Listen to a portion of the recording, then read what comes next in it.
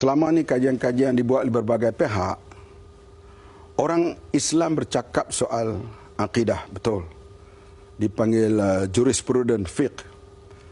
Tetapi kalau kita lihat secara menyeluruh, negara-negara yang berakhlak Islam, akhlak, behavior, 10 tertinggi negara yang berakhlak Islam, satu pun tak ada negara Islam.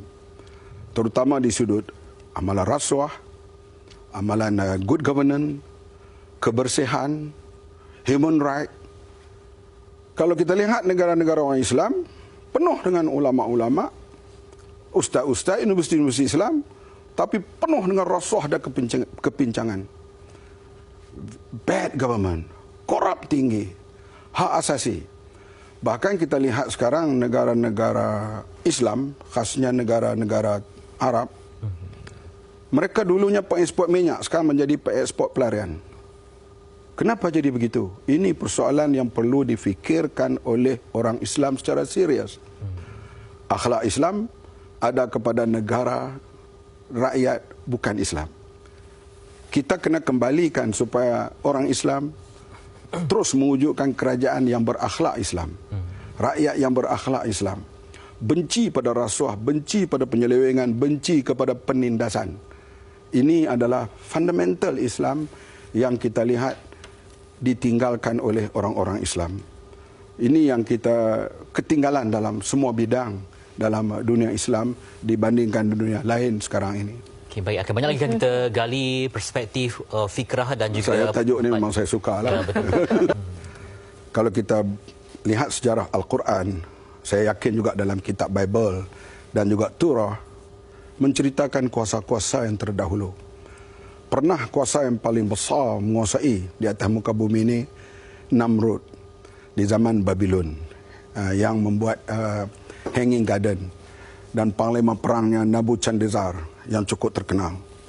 Kemudian masa itu zaman Nabi Ibrahim AS. Kemudian kerajaan Namrud tak berapa lama tumbang atas sebab-sebab tertentu. Naik pula kerajaan Firaun, Farouk, yang cukup terkenal dengan piramidnya dan menghadapi pada waktu itu Nabi Musa, Nabi Harun, Nabi Yusuf dan sebagainya.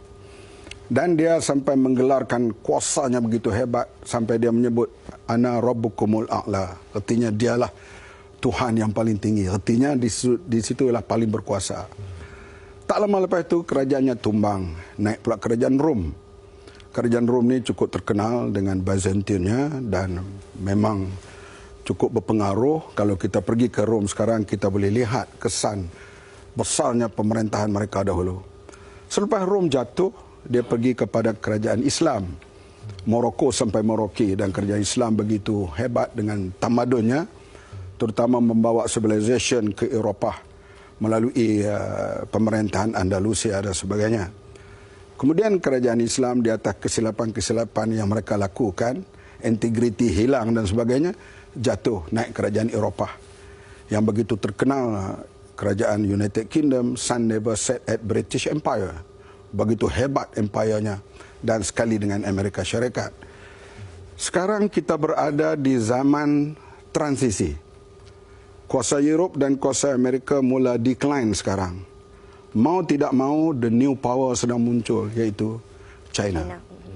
China dengan kekuatan rakyat, ekonomi, middle class-nya yang ramai, dan sekarang dia sampai ke peringkat bertarung dalam cyber war dengan US dan juga dengan kuasa-kuasa Eropah yang lain, dan China akan muncul. Soalnya umat Islam nak tempatkan diri mereka di mana?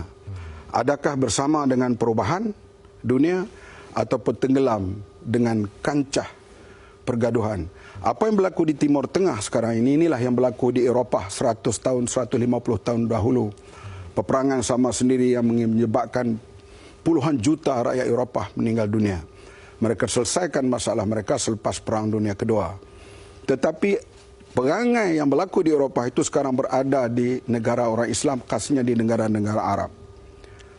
Kita berbangga di ASEAN ini kita ada 10 negara. 3 negara majoriti orang Islam, yaitu Brunei, Malaysia, Indonesia. 7 negara lagi majoriti bukan Islam.